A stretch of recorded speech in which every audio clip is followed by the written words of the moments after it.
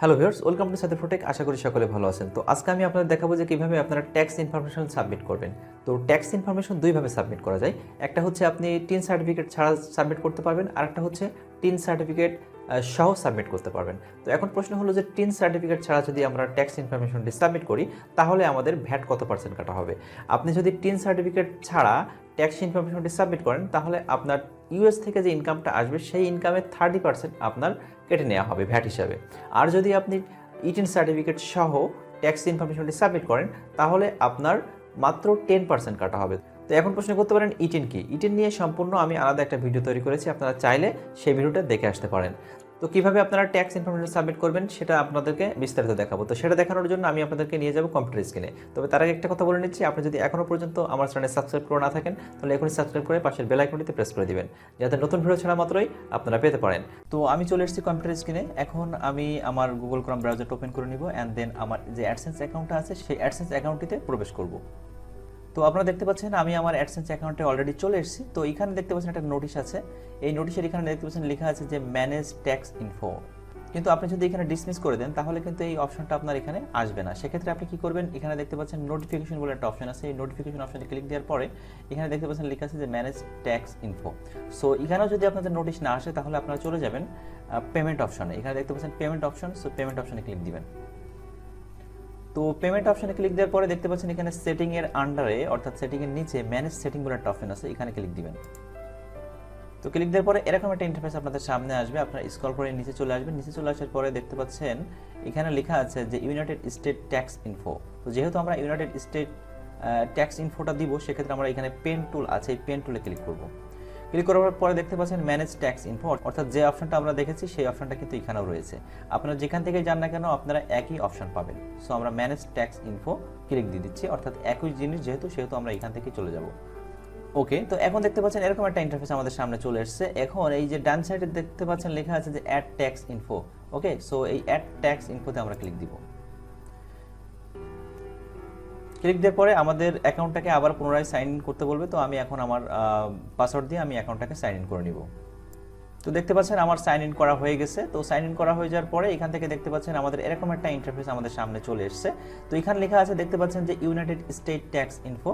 এর নিচে দেখতে পাচ্ছেন what type of account is Saidur Rahman, অর্থাৎ আমার নামে কোন ধরনের অ্যাকাউন্ট আছে, এটা কি ইন্ডিভিজুয়াল নাকি নন ইন্ডিভিজুয়াল। সো বেসিক্যালি আমাদের যেটা হয়ে থাকে ইন্ডিভিজুয়ালি হয়ে থাকে, বাট আপনার যদি কোনো কোম্পানি হয়ে থাকে তাহলে এখানে নন ইন্ডিভিজুয়াল এটা দিতে পারেন। সো আমার যেহেতু ইন্ডিভিজুয়াল, সো আমি এখানে ইন্ডিভিজুয়ালটা সিলেক্ট করে দিব।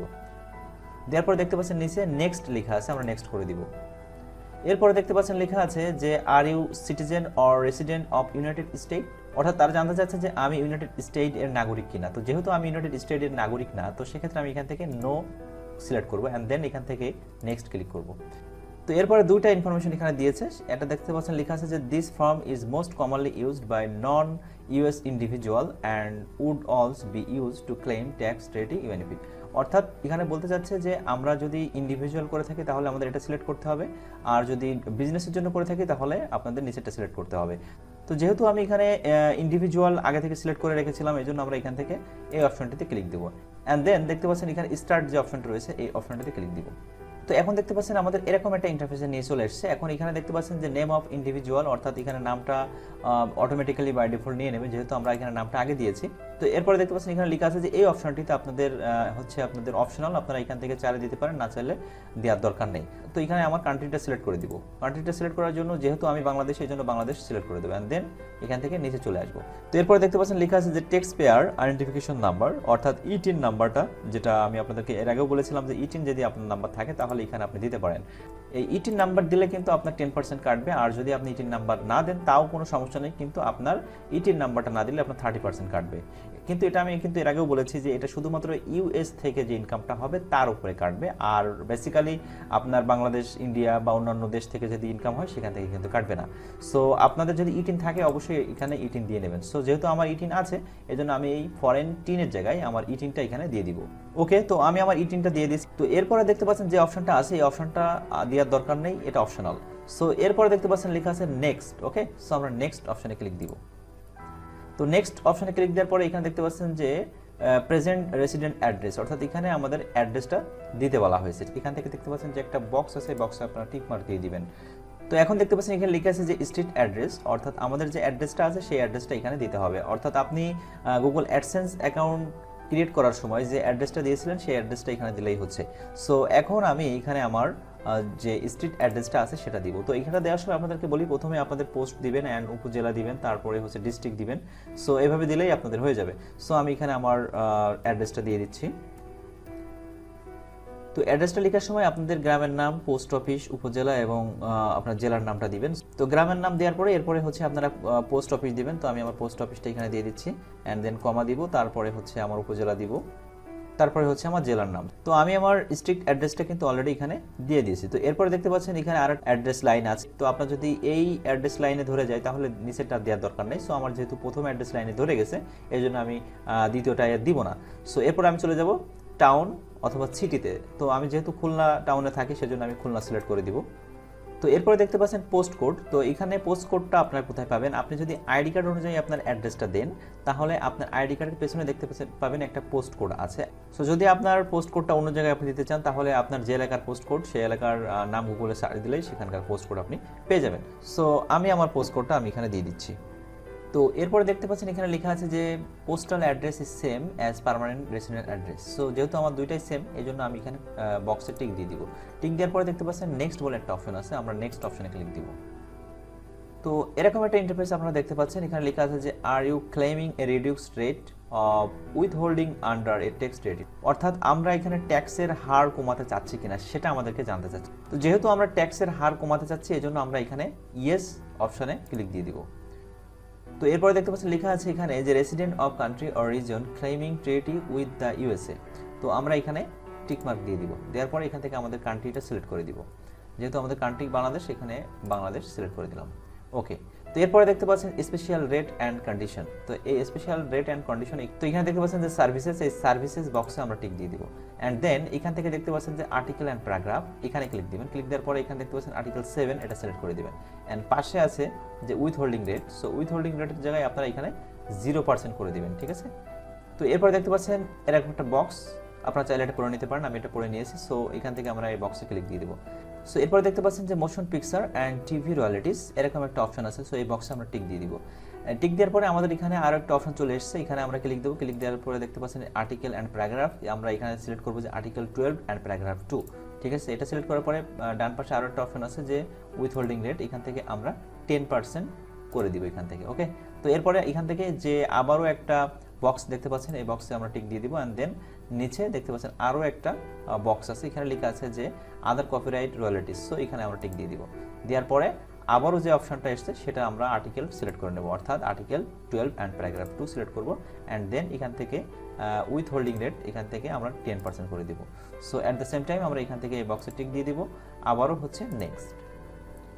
সো নেক্সটে ক্লিক দেওয়ার পরে এরকম একটা ইন্টারফেস আপনাদের সামনে চলে আসবে, অর্থাৎ আমরা যে ফর্মটা ফিল আপ করেছি সেটা যথাযথ ঠিক আছে কিনা সেটা আপনারা একটু দেখে নেবেন, কারণ এখানে যদি কোনো ভুল হয় তাহলে কিন্তু আপনারা ভুলগুলো খুব সহজে এখান থেকে সংশোধন করে নিতে পারেন। তো এখানে যদি সবকিছু ঠিকঠাক থাকে, তো এইখানে দেখতে পাচ্ছেন লেখা আছে যে I confirm that I have reviewed the generated tax document to the best of my knowledge and believe they are true, correct and complete. Okay. So আমরা এই যে বক্সটা আছে এই বক্সে ক্লিক দিয়ে দিব। তো এরপর দেখতে পাচ্ছেন যে নেক্সট অপশন, সো নেক্সট অপশনে ক্লিক দিব। ওকে। তো এখন দেখতে পাচ্ছেন এরকম একটা ইন্টারফেস আমাদের সামনে কিন্তু চলে এসেছে। এখন আমরা স্ক্রল করে নিচে চলে যাব। নিচে চলে আসার পরে দেখতে পাচ্ছেন এখানে লেখা আছে যে ইওর সিগনেচার, অর্থাৎ আমার যে নামটা সেটা এখানে ফিল আপ করব, অর্থাৎ আমার ফুল লিগাল যে নামটা আছে সেটা আমি এখানে দিয়ে দিব। তো আমি আমার ফুল নামটা এখানে দিয়ে দিলাম। এখন দেখতে পাচ্ছেন লেখা আছে যে are you the person listed in the signature section, অর্থাৎ আমি সেই ব্যক্তি কিনা যার নামটা আমি এখানে দিয়েছি। তো এখানে কিন্তু আমি আমার নিজের নাম দিয়েছি। তো দেখতে পাচ্ছেন এখানে yes I am the person listed in the signature section and am completing this form on my own behave, ঠিক আছে। সো আমি এই অপশনটিতে ক্লিক দিয়ে দিব, যেহেতু সিগনেচারের জায়গায় আমার নিজের নাম সেক্ষেত্রে আমি এই অপশনটা সিলেক্ট করে নিলাম। ওকে। এরপরে নেক্সট অপশনে ক্লিক দেবো।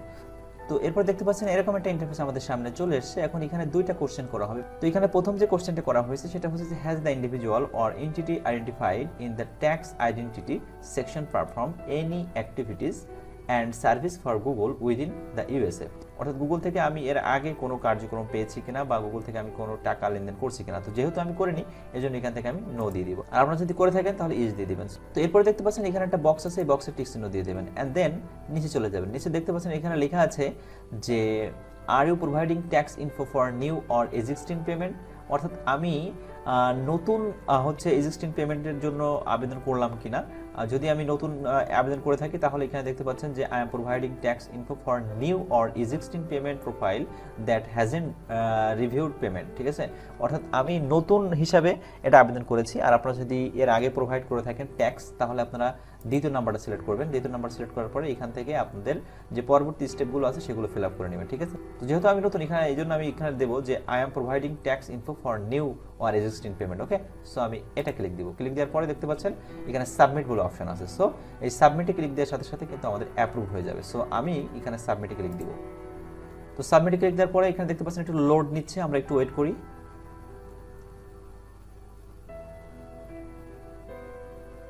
ওকে, তো এখন দেখতে পাচ্ছেন এরকম একটা ইন্টারফেস আমাদের সামনে চলে এসেছে। এখানে দেখতে পাচ্ছেন স্ট্যাটাস অ্যাপ্রুভড, অর্থাৎ আমরা যে অ্যাপ্লাই করেছি সেটা কিন্তু অ্যাপ্রুভ হয়েছে। ঠিক আছে, সো এখন এখানে দেখতে পাচ্ছেন যতগুলো আমরা ক্লেম করেছি সবগুলো ক্লেম দেখাচ্ছে 10%, 10%, 0%।